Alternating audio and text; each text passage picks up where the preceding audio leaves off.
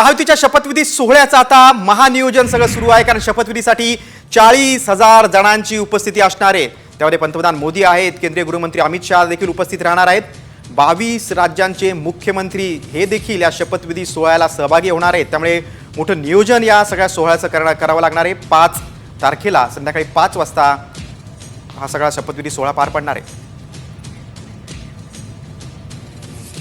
बघा, शपथविधीसाठी एकूण 40,000 जणांची उपस्थिती असणार आहे। पंतप्रधान नरेंद्र मोदी, अमित शाह आणि सर्व केंद्रीय मंत्री देखील या कार्यक्रमाला उपस्थित राहणार आहेत। देशातील 22 राज्यांचे मुख्यमंत्र्यांना देखील निमंत्रण आहे। लाडक्या बहिणींना देखील शपथविधीसाठी विशेष आमंत्रण असणार आहेत, कारण लाडक्या बहिणींचं योगदान खूप मोठं आहे यशामध्ये। विविध धर्मांचे संत महंत शपथविधीसाठी उपस्थित राहणार आहेत। संत महंतांसाठी वेगळ्या स्टेजची देखील उभारणी केली जाणार आहे